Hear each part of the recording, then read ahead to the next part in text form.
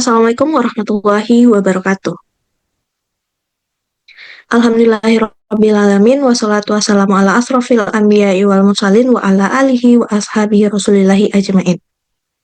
Yang terhormat, dosen pengampu pada mata kuliah analisis real, Ibu Dr. Arnelis MSI dan Bapak Dr. Yuni Permana.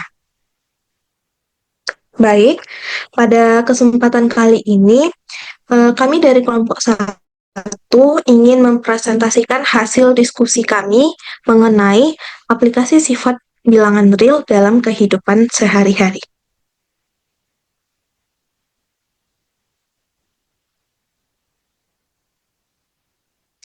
Nah, sebelum memulai penjelasannya, izinkan saya selaku moderator memperkenalkan anggota kelompok, yaitu Zahra Nugra sebagai pemateri 1, Silviani Farahma, saya sendiri sebagai moderator, dan Tika Sari sebagai pemateri 2. Nah, sebelumnya, pada kesempatan ini kita akan membahas tentang aplikasi dari sifat bilangan real dalam kehidupan sehari-hari. Sebelum kita masuk kepada materi, nah teman-teman harus tahu apa saja sifat bilangan real, yaitu pertama ada sifat komunitatif terhadap penjumlahan dan perkalian, kemudian ada sifat asosiatif dari penjumlahan dan perkalian, kemudian yaitu sifat identitas, kemudian ada sifat inverse dan sifat distributif. Nah, next. Untuk sifat pengaplikasian sifat komunitatif dari penjumlahan dan perkalian serta sifat asosiatif dari penjumlahan dan perkalian akan dijelaskan oleh Ara. Kepada Ara dipersilakan. Baik, terima kasih moderator. Saya akan menjelaskan mengenai sifat komutatif. Oke, untuk sifat komutatif penjumlahan dan perkalian itu bisa kita definisikan sebagai urutan tidak mempengaruhi hasil. Nah, di sini ada sebuah contoh, ada sebuah roti dan juga sebuah susu. Nah, misalkan harga sebuah roti yaitu 10.000 dan harga sebuah susu adalah 5.000. Nah, misalkan kita membeli roti terlebih dahulu lalu kita membeli susu, itu total belanjanya 15.000. Itu sama dengan kita membeli susu 5.000 dan selanjutnya kita membeli roti seharga 10.000. Berarti harganya tetap 15.000. Jadi totalnya tetap 15.000, tidak peduli dibeli dalam urutan manapun. Begitupun berlaku dengan sifat perkalian. Oke, next.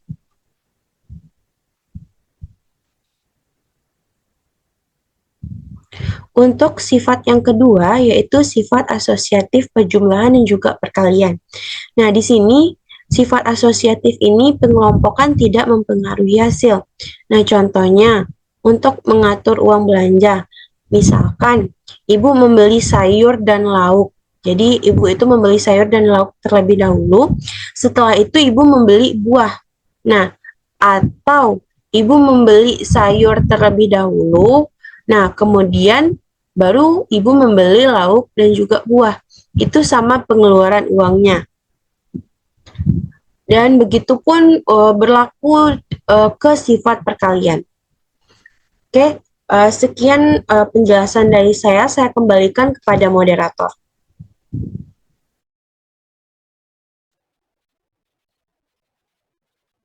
Baik, terima kasih kepada Ara telah menjelaskan tentang sifat komunitatif pada penjumlahan dan perkalian serta pengaplikasian terhadap sifat asosiatif terhadap penjumlahan dan perkalian.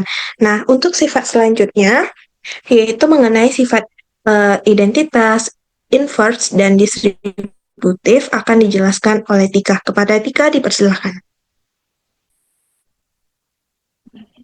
Moderator, sifat selanjutnya atau sifat yang ketiga yaitu sifat identitas, di mana kita dapat mendefinisikannya yaitu menambahkan 0 atau mengalihkan 1 itu tidak mengubah nilai. Nah, contoh penerapannya dalam kehidupan sehari-hari, misalnya dalam menabung. Nah, kita saldo kita misalnya ada 50.000, kemudian kita tambahkan 0 rupiah ke saldo kita tersebut. Nah, jadi hasilnya saldo kita itu tetap atau saldo kita itu tidak mengalami pertambahan. Begitu juga dengan sifat identitas pada perkalian, yaitu kita mengalihkan satu itu tidak akan mengubah nilai. Nah, selanjutnya untuk sifat yang keempat, yaitu sifat inverse, di mana kita dapat mendefinisikan setiap bilangan punya lawan, itu untuk pengertian pada sifat penjumlahan, atau kebalikan, itu untuk pengertian pada perkalian. Nah, contoh penerapan dalam kehidupan kita, yaitu dalam kasus utang dan bayar. Misalnya kita meminjam 20.000, lalu kita membayar 20.000. Nah, saldo yang kita punya itu kembali menjadi 0. Nah, begitu juga berlaku untuk perkalian, yaitu kebalikannya. Nah, misalnya kita memiliki satu kue utuh dan kita akan membagi sama rata kepada 4 orang. Nah, berarti kita mengalihkan 1 dengan inverse dari 4, yaitu 1 dikali 1/4, hasilnya 1/4. Jadi, setiap orang mendapatkan 1/4 bagian kue. Nah, di sini inverse perkalian dari 4 adalah 1/4.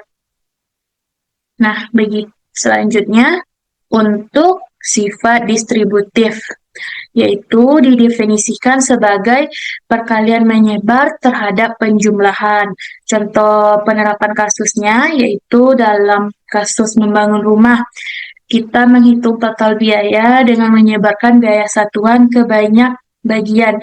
Nah, misalnya kita ingin membeli 20 satuan dari masing-masing atap dan semen. Maka kita bisa menghitungnya 20 satuan dikali dulu dengan harga dari semen, kemudian hasilnya ditambah dengan 20 satuan dikali dengan harga persatuan dari harga batu bata. Nah, itu hasilnya akan sama. Nah, ini contoh penerapan dari sifat distributif, yaitu perkalian menyebar terhadap penjumlahan. Mungkin sekian penjelasan materi dari saya kembalikan kepada moderator.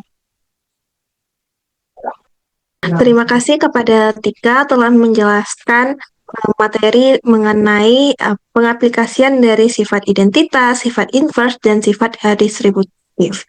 Nah, sekian penjelasan dari kelompok kami tentang aplikasi dari sifat bilangan real terhadap kehidupan sehari-hari. Saya selaku moderator membuka sesi kritik dan saran kepada teman-teman pada kolom komentar YouTube berikut ini. Sekian dari saya selaku moderator, saya pamit undur diri. Saya ucapkan terima kasih. Assalamualaikum warahmatullahi wabarakatuh.